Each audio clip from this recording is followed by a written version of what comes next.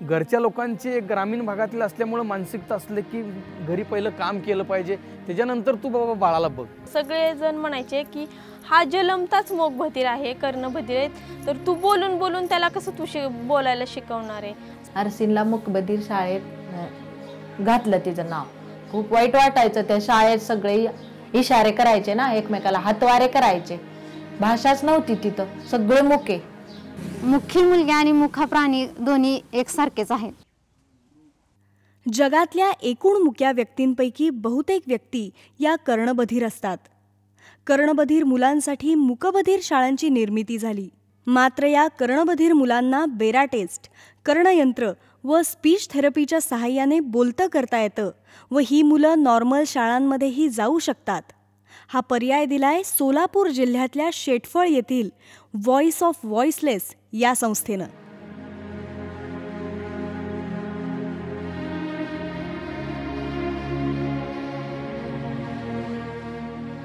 शेटफळच्या भांगे दाम्पत्यानं त्यांच्या 95% कर्णबधीर असलेल्या प्रसूनला प्रतिकूल परिस्थितीत बोलतं केलं आणि प्रसूनच्या उदाहरणानं त्यांना इतर कर्णबधीर मुलांसाठी काम करण्याची प्रेरणा मिळाली. 3 वर्षाच्या आतमध्ये तर मुलाचं बोलायचं खूप महत्त्वाचं वय असतं. ह्या वयामध्ये मुलापर्यंत कुणीही पोचत नाही आणि सगळी माणसं, सगळी यंत्रणा मुलाचं वय निघून गेल्यानंतर, अगदी मूकबधिरांच्या शाळा सुद्धा वय निघून गेल्यानंतर हे सगळे शाळा यंत्रणेचे प्रयत्न आहेत. 2009 मध्ये व्हॉइस ऑफ व्हॉइसलेसच्या कामाची सुरुवात झाली. कर्णबधीर मुलांचे पालक वृत्तपत्रातील बातम्या वाचून संस्थेत पोचायचे, कर्णयंत्र बसवून मुलांना स्पीच थेरपी द्यायचे आणि मग मुलं बोलू लागली. कोरोमुळे संस्थेला एक दिशा मिळाली आणि कोरोच्या सहाय्यानं संस्थेनं पंढरपूर तालुक्यात एक सर्वेक्षण केलं आणि हे काम महाराष्ट्रापर्यंत किंवा महाराष्ट्राच्या बाहेर पण कसं नेता येईल किंवा शासनापर्यंत कसं पोहोचवता येईल हे कोरोनी दिशा दिली.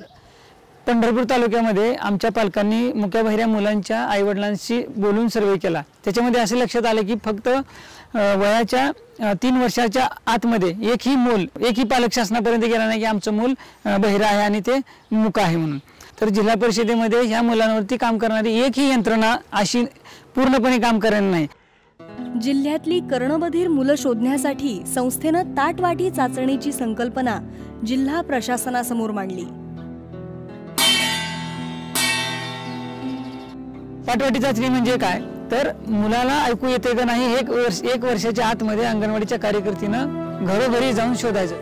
आणि हा उपक्रम एका शेटफळ गावामध्ये न राहता संपूर्ण जिल्ह्यामध्ये हा उपक्रम राबवावा या दृष्टिकोनातून नियोजन केलं. अशा कितीतरी आया आहेत आपल्यासारख्या की ज्या अजून अंधारात आहेत. तर आता इथून पुढे आपण एवढ्या नाही थांबायचं, हे काम पुढे न्यायलाच पाहिजे. आणि ह्या संस्थेमध्ये नुसते मुलंच केंद्रबिंदू नाहीत, तर ह्या संस्थेमध्ये ते पालक आहेत. जयाताई जर नसल्याजवळ तरी पण त्या मुलांना मी शिकवायला तयार आहे. माझी पण इच्छा आहे त्यांना शिकवण्याची. जागृत झालेल्या पालकांनी अंधश्रद्धा दूर ठेवून मुलांना शास्त्रीय पद्धतीची स्पीच थेरपी दिली आणि आता त्याचे चांगले परिणाम समोर येत आहेत. बऱ्यापैकी आता स्वतःहून चांगलं बोलायला आरसीन बोलायला लागली. आता मी बिन टेन्शन नाही.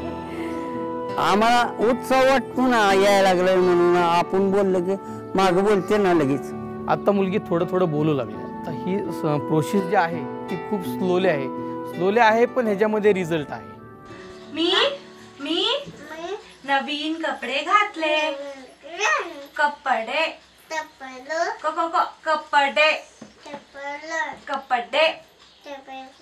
घातले.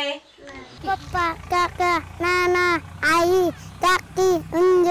तू कितवीला आहेस? मी 5वीला आहे. चला गड्यांनो आपण 4 कोकणात जाऊ. तुला कविता येते का? मला कविता थोडी येते. बिन भिंतीची मुखदी शाळा. Into the sunshine feel of the light. महाराष्ट्रातल्या पूर्ण कर्णबधीर मुलांना मूक न ठेवता बोलतं ठेवायचं असं माझं म्हणणं होतं. आणि ते मुलं बोलतं ठेवलं म्हणजे त्यांना बोलायला शिकवलं तरी त्यांना इतर लोकांप्रमाणे जगायला खूप आनंद होईल.